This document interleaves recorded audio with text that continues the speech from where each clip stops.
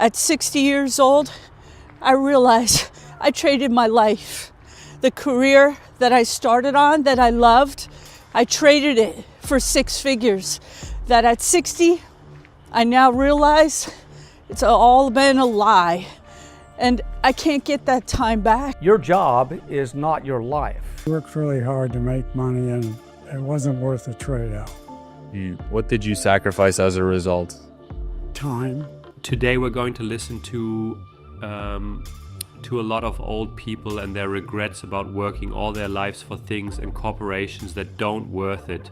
Without wasting your time, let's get into it. I want to share with you some of my life experiences to help understand how I got to where I am today as a person. You know, when I was in my 40s, I sort of looked back to my 30s and my 20s, and I sort of wondered, what the fuck, where did everything go? My life has changed so much. Where did the time go? And you know, in that time, you feel invincible. You can do anything. In your 20s, you drank, you work, you played hard, and you got up in the morning and went to work. You know, that was your life. You had no problems. You were, well, I was single. I was in relationships, but I wasn't in a real permanent relationships. Love was sort of up and down. And you're sort of making plans for the future and sort of, I'm going to do this, I want to have that. And then suddenly you look back, you reach 40 and go, what happened? And before you know it, the time has passed. And this is when you realize that time isn't endless. You know, every second that passes, every minute that passes, we're never going to get back. And you know, when I think back, you sort of, in that period, in that time, you're sort of wasting it on petty things, on materialistic things, a new car or a new second-hand car in my situation, arguing with people that you love and care about, arguments at job, trying to chase that promotion that didn't make any difference in your life anyway. You start to realize, was it worth it? And we tend to chase happiness in all the wrong places, in jobs that we feel toxic, that we're not happy in, but yet we stick in there because we find ourselves in a financial situation that we're too afraid to move from. What is the biggest mistake that you have made in your life that you have learned a valuable lesson from? Working crazy hours and life when I was younger and not really getting total enjoyment out of my kids when they were younger, traveling too much and working too long hours. That's a regret. So looking back, what would you have done differently? Like, let's say someone is, Probably around more that family age. time and less work time. If you could give one piece of advice to someone younger than you, what would you say? Make sure you do what you enjoy doing. Don't just get a job. Have a passion for what you do. When I was in my 20s, after graduating college and serving in the military, I started a career working in mental health. I worked at a psych hospital as a nursing assistant. I loved it. I think I made maybe $7.50 an hour. And then I got a job working as an intensive case manager, mostly with people who had schizophrenia, a lot of younger guys. I loved it. I was helping people. I was helping families. I was helping them get their medication, housing, budget their disability. I was helping families and people have a better life. I made maybe $18,000 a year. I could barely afford my apartment, which I think was maybe $350, $450. I had a car payment, maybe $275. But I thought that as a single person, I thought I would probably end up living alone most of my life, and I did. But I realized making that kind of money, I couldn't survive. You know, I was worried, and people all around me, they kind of made fun of me for doing social work type job, You know, everybody, it was like the 80s, early 90s, everybody was pointing me toward corporate America. That's where the security was, the real career, the opportunity, the chance to really make some money and be okay. So I listened, I gave in. I got a job at Prudential Financial, and eventually I got into testing software. It was a good career. I'm 60, I'm making, 6 figures. But guess what? It's a freaking bloodbath right now. There's no security. Pensions went right down the toilet. I got laid off from that job at Prudential Financial when I was 40 years old. They were going from a mutual company to publicly traded. So all about the stock prices. Now where I work, private equity owned, heads on the chopping block every day. And I look at my life, my career. Okay, I have a house and I don't know. I don't feel like I have stability in this crazy ass world. How old are you? 64. What is something you thought was really important when you were younger, but as you got older, you realized it wasn't that important? Making money. If you look back at life, the things that matter are not money. Things that matter aren't what you get out of life. Things that matter are what you give to life. Kids, family, friends. What is something you regret the most in your life? Chasing things, material things that really don't matter as much as people. Life is a whole balance between trying to get ahead in life, get the stuff, keep the food on the table, keep the kids happy, keep a roof over your head. And at the end of the day, when you're gone, that stuff's still there for other people. When you see those signs for estate sales, there's a bunch of shit in there that's going for nickels on the dollar. Somebody worked his ass off to get that stuff, and it was valuable to them. But when they're gone, it's nickels on the dollar to somebody else. Why are people so much more important than things? I don't know. Lose a person and lose your car. Which one hurts you more? You can always find another car. You can't always find another brother, sister, cousin. So if you could go back in time, knowing what you know today, and give one piece of advice to your younger self, what would you tell him? Just live life, man. Have fun. So, what is the best career move that I never made? Creating a work character, a work persona. A version of me who clocked in like a sitcom extra, right? Mildly upbeat, slightly competent, emotionally unavailable enough to survive the plot twists. Someone who could smile in a meeting, nod at the craziness, and not take any of it home. Like a motivational bobblehead who nods politely but internally says, absolutely not. Bonus points if you can blink, what a freaking joke, in Morse code while you do it. Instead, I kept showing up as real me.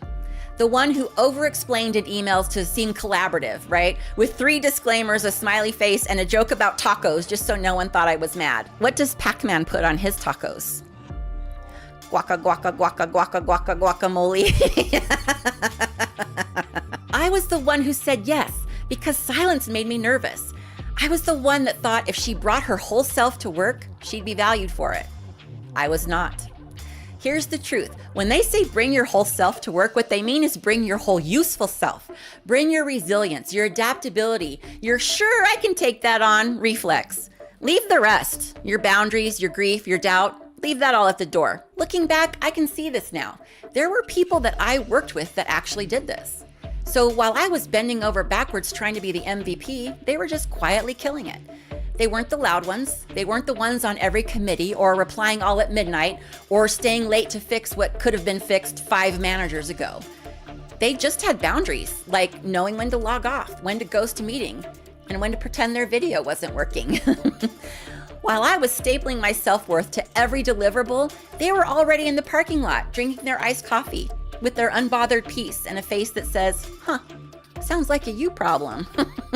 Now, at the time, I thought that they were underperformers, right? Now I realize that they just weren't auditioning. They had freedom. So build the work persona. Work you, filtered you, emotionally bulletproof you. Version 3.0 with 40% fewer feelings and just enough detachment to still be considered polite. Now, if I'd had a persona, maybe I wouldn't have spent so many years thinking that my inability to thrive in chaos meant that I wasn't cut out for success. You still show up, you'll still care about your work, but now there's a layer between who you are and how they score you. If the job's a performance, then damn, wear the uniform and know your lines. If you build this version of you, work you won't cry in the car after your shift. Work you won't spiral when her boss takes credit for her ideas. She's not fake, she's not edited. She's just real enough to function, right? Distanced enough to clock out and let it go, but not enough to forget who you are. Don't share details about your personal family problems because too many people are gossips and they'll use that information against you. No to staying late more than twice a month. My time is precious even if I'm not doing anything. No to working through lunch more than once a week because I'm not impressing anyone with my low blood sugar. No checking in on vacation. Raise your hand if you're over 50, you've worked most of your life, and you're done. You don't want to work anymore.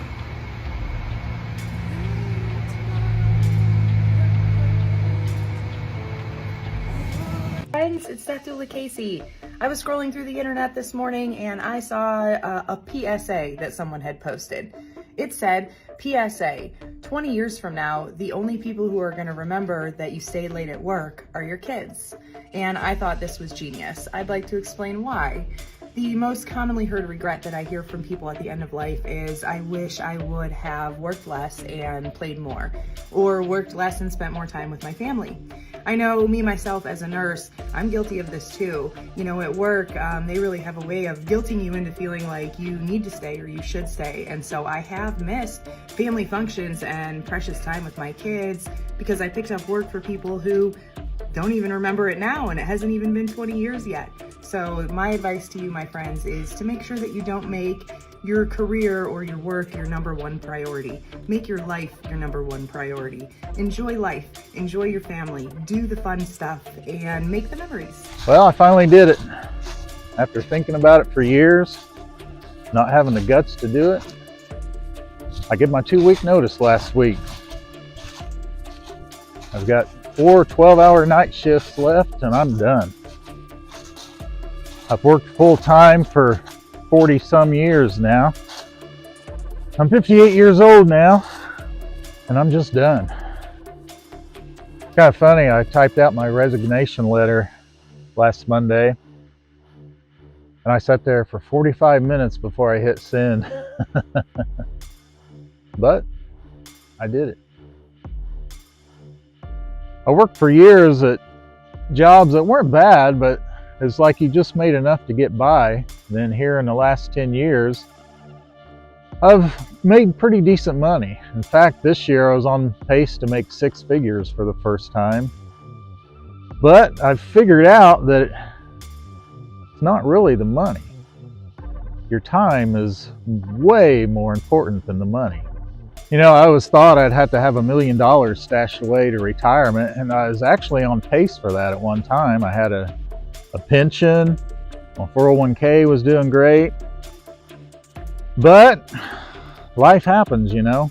We had the crash of 08 that took away probably 1/3 of my savings in my 401k, and then working for big corporations, you know how they do you. They took away our pension. And then you got a divorce that takes away a little more of that 401k, and just life happens, you know. If I'd want to keep slaving away until I was 65, I could probably get up to that $1 million mark again, but it's just not worth it. What am I going to do? Make it to 65 and get that $1 million and then retire and die in a couple of years? I want to get out there and live while I still can. I don't know who needs to hear this, but there's one thing that I avoided all those years I was working. I'm kind of paying the price now. I did not prioritize my health. And now that I have the time, I'm retired, I am going to the doctor constantly. All those issues that simmer under the surface really come back with a vengeance. Make sure you get to the doctor. If you know someone that's not going to the doctor, share this with them. My wife was in a job for 18 years and went out on her own and is a lot happier. I don't know who needs to hear this, but if you're in your 50s, 60s, 70s, it might just be you. I am Geraldine. I'm 65 years of age and I'm originally from Ireland.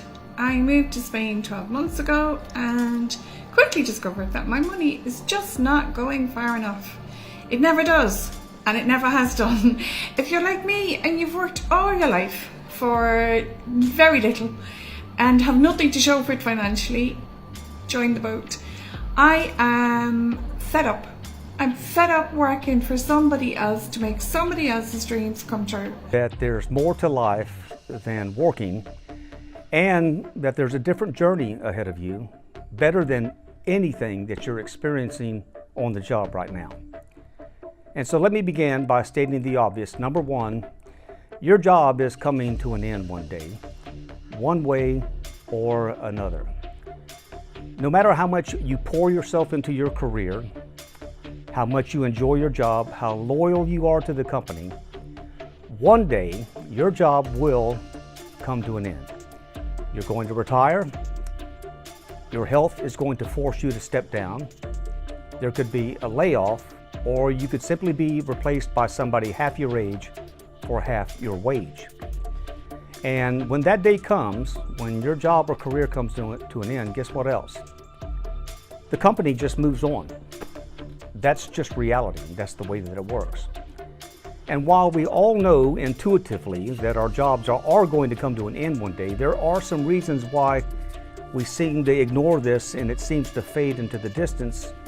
And one of the reasons that we lose sight of this reality is because society often equates our identity with our career. I'm a doctor, I'm a teacher, I'm a skilled journeyman, I'm a factory worker, I'm a framer, I'm a carpenter.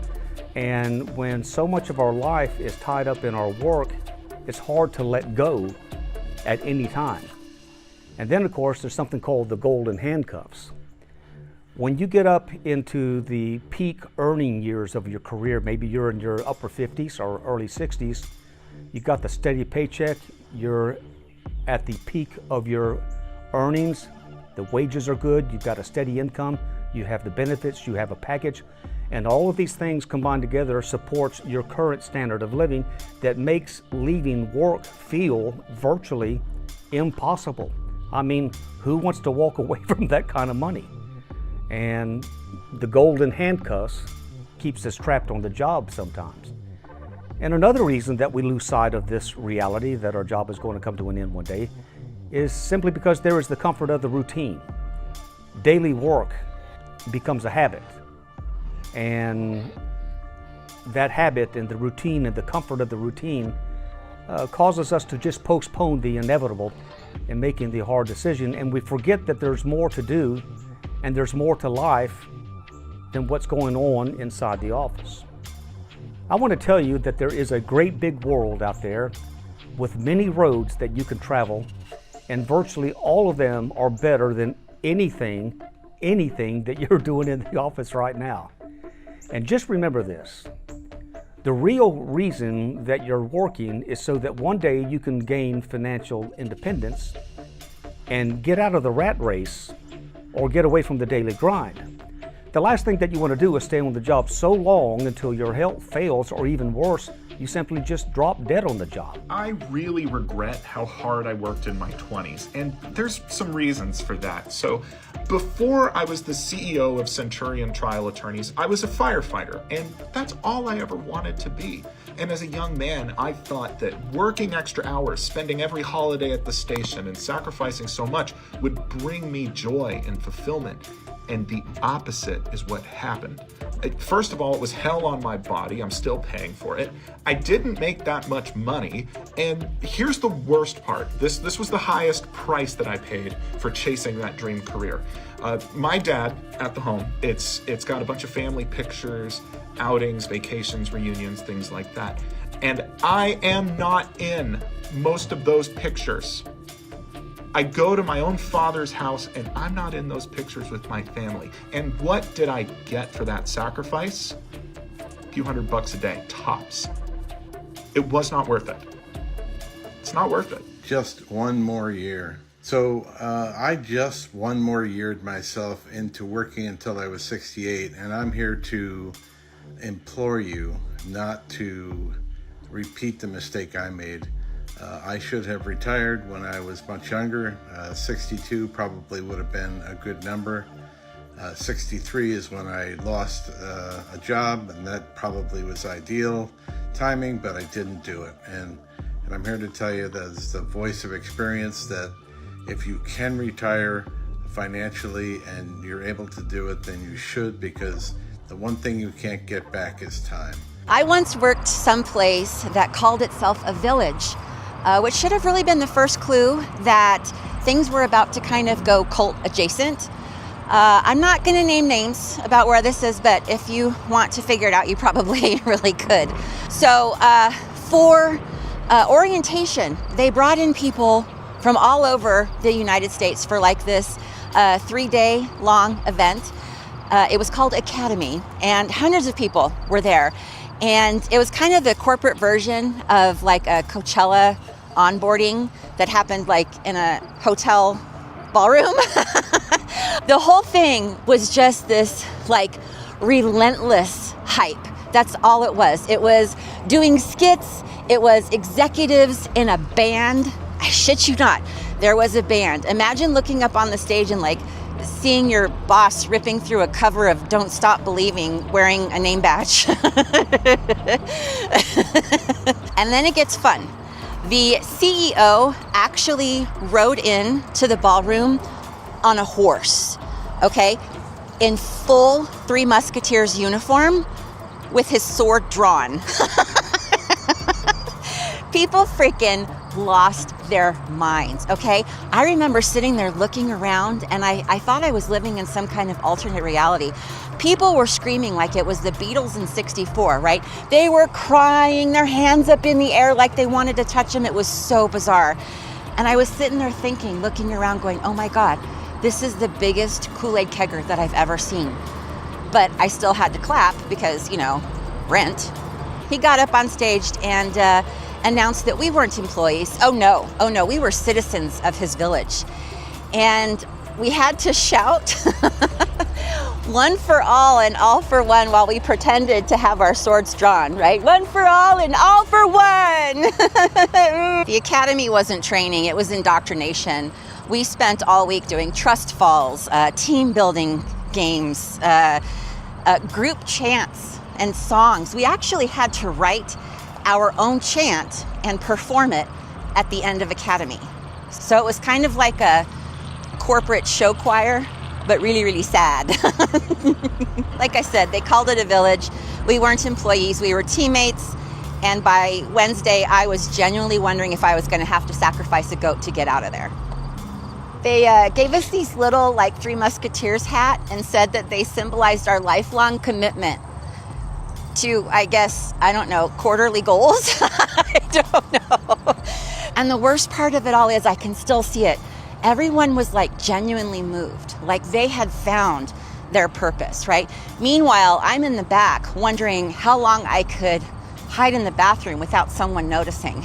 At this point in the video, you might be wondering, does that mean working is a bad thing? No.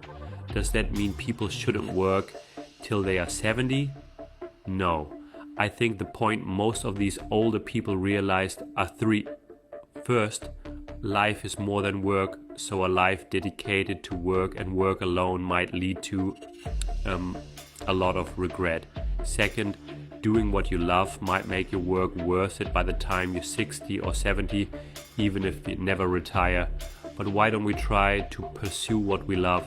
Well, we usually feel secured under a corporation than if we are alone in the world.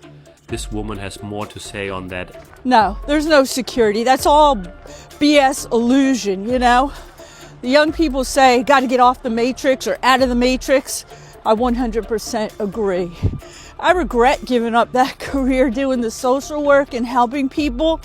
Pretty much every day at this point, I try to figure out, can I get back to it? Can I do it? I worked in group homes. Yeah, I traded it all. I gave it all away for like a freaking dream, a possibility of, I don't even know what. Like, who gives a damn, you know, about the money? At the end of the day, we're all heading in the same direction, okay? And it's the ground, one way or another. You can go in whole or you can go in with the ashes. And even that, at the end of the damn day, it seems like we're nothing but, you know, money in somebody's coffers. Come on, you know? What have I done, you know? I've made money for companies. I've worked on projects that either made millions or helped the company save millions. Nobody gives a damn. I'm not proud of that. I don't know what I've done, you know? I've helped create some software that works, whatever. Has it made the world a better place? No, I don't think so. Not even a little bit. Maybe it made it a worse place. My God. I don't know. I just would put a message out there to the young people. If you hear these birds? I'd put a message out there to the young people. Follow your dreams, follow your heart, follow what you love, do what's important to you. And I suspect. But what if it doesn't work out? Well, everyone at one point has that fear, but what do you do about it? This woman seems to have some good advice. Hello, my friend. You tell me that you are anxious and afraid of so many things that it paralyzes you. Well, this is a very common thing. There is so much in life to be afraid about, so many challenges, so many dangers, so many difficulties, that it is quite easy to become uptight in the way you live and to restrict your movement more and more. And of course, the paradoxical truth is that the more you restrict yourself in a protective way, and the more you will fear what is out there, and the smaller your world becomes, and the more there will be fears. So by protecting yourself too much, you create bigger fears for yourself. And by going towards some of the difficulties in your life and practicing working with them and stopping being just afraid of them and avoiding them, by practicing that, you're practicing your strength. You're practicing what I would call your existential courage. Now, you don't have to overdo it. You don't have to go find danger and, become counterphobic about it.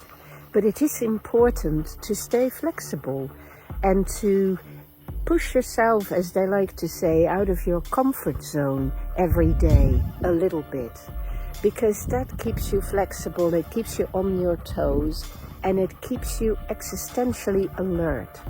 And that gives you confidence.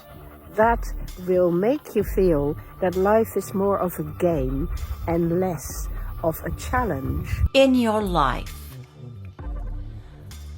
do what is right, not what is easy. And I want you to think about that. Sometimes we take the easy route because it's, less complicated and good for us and maybe not really good for everybody else.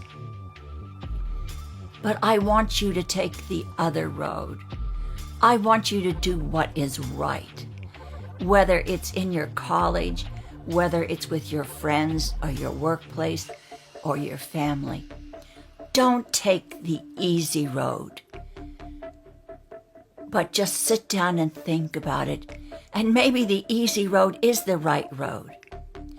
But don't take the easy road and always think about taking the right road. Now, I know a lot of you probably have had circumstances in your life when you have had to make that decision. And maybe when you were younger, you made those decisions because it was easier for you. But now that you're mature and you've lived a little bit longer, maybe you realize that that was a mistake and you should have taken the right road. I have always tried to take the right road, although it has not always been easy. And mainly, I think probably the biggest thing that I did is when my husband became ill, I gave up a thriving career on television. It was so hard for me because I absolutely loved what I did. I loved getting up and going to work every single day. I loved it. But I knew that when I lost my husband and when I was the main caretaker of my children, I knew the right road was to be with them and not to have them lose both their mother and their father. I knew the right road was to stay with them and to raise them and to be able to have some type of work that I could support us all, but yet that I could be there with them more. It wasn't easy, but I knew it was what I should do. It was the right road, and it's because I loved them. So that is the first thing that I would say to my granddaughter or to anyone. Always try to take the right road. When you're younger, weren't we full of dreams? Oh, I can remember the dreams that I had were absolutely maybe out of touch for when I was living in this small industrial town in Ohio. But dreams are only dreams until you take action. Maybe it takes you a long time to realize that dream. It took me 50 years to realize my dream of being on the stage in New York City and acting or being in film or being on television. It took me 50 years, but I never let go of that dream back in my mind. The time frame may not be the one that is meant for you, but if you have a dream, don't only dream that dream, but take action to try to make it. A few days ago, I saw this news about an Indian billionaire advocating that people should be working 72 hours per week. This is another reason why most people feel guilty for working less and spending time with family and friends. Society and sometimes the billionaire you work for simply want you to keep working for them. I have a personal friend, is a woman about my age, and she's probably about 66 or 67, and she's a friend of mine and my wife. She's active, still attractive, and very healthy for her age. And in other words, she's at the peak of her golden years, and she works in a medical practice, and she's on the verge of a retirement, but the practice that she works at has talked her into staying there until she is 70 years old. Now, admittedly, she has a very important job, and what she does makes a lot of difference in people's lives. But they really poured on the guilt, and they said, we really need you to stay for a few more years. No one is as good as you. We could never find a replacement for you. If you leave us, it'll just leave us in a bind here. And you know, when somebody on the job, your employer, says that to you, it's really kind of flattering, because after all, you've worked hard and you've worked years to gain your level of expertise, and when they say something to the tune that you're irreplaceable, it's kind of flattering. But if the truth be told, the reason they want you to stay on is so that you can make their life easier. Not your life, but they want you to stay on so that you can make their life easier. And in the meantime, you are running out of time. We just don't have forever to live, and we need to get out while we still have time. Finally, and probably the most important point, you see another reason why many people work the job they hate and can never get out of it is that they spend all the money they make and more. Anyway, this man has a very important advice regarding that. If I could go back in time and teach my 20-something self one very valuable lesson that could have transformed the last 4 decades of my life, it would be this one simple thing: live below your means. Now, I know that sounds really simple and contrite and whatever, and financial gurus tell us to do this all the time, and certainly my parents lived this way. They modeled this for me throughout my life. But I was young, and I was newly married, and I had a couple of kids, and I was stupid. I was just stupid. And we lived way beyond our means for the longest time.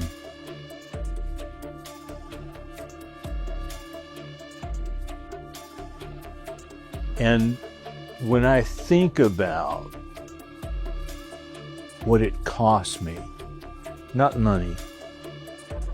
Money's never been important. Very important.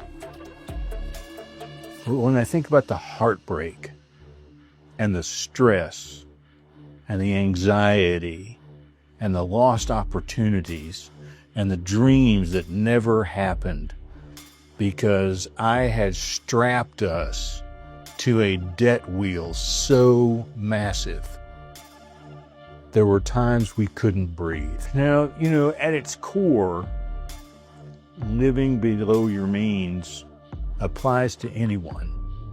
Whether you are making $30,000 a year or you're making $300,000 a year, we all need to live within our means. I was making really good money when I was in my 20s. For the time, you know, we're talking about the late 70s, early 80s, I was making a really good living. But I always wanted the next thing. And I don't really know why. I don't know. I think there were times when I was trying to create some kind of happiness in the home that maybe wasn't there. Or maybe I was trying to impress people that I graduated high school with because I didn't think I was very well liked when I was in high school. I don't know the reasons. I know that, you know, most of my money, big money, went to cars. And I would wind up begging my parents for help. It became very quickly begging my mom for help because my dad was gone. And there have been more than a handful of times that my mom has bailed us out of my stupidity. Now, it's easy to understand in today's age why enough never really feels like it's enough. Social media impacts us. It's never been easier to get credit, or at least it wasn't. Maybe it's harder now. But you could go take out a loan for almost anything. And then there is this whole thing about lifestyle creep. You get a little raise, and instead of socking that money away, you start to buy another dinner out, or you take a better vacation, or you think about being able to afford a little more mortgage for a little more house. You are more than an employee, and you're more than a job title. You are a spouse, a parent, a grandparent, a friend, a human being who has value on your own. You have dreams, hobbies, and passions, and that's where your real value is, and that is where your happiness is best found. What did you guys do for a living? I'm a nurse. I'm a physician. Did you love what you did? If you don't enjoy work, you're really in trouble. Let me tell you. A lot of people work in jobs they're not happy with. And you know what? It shows on their face, in their demeanor. Their attitude. Yeah. What's your advice to that? How do we do what we love? Do it. Do it. You have to adapt. Nothing's going to be a straight line. The world around you changes, and you have to change. If you're not an adaptable person, you're never going to be happy even if you have a good job. You've got to find out where your true interests are. And it's a lot more fun, even if you don't make a lot of money, to be working in your area of interest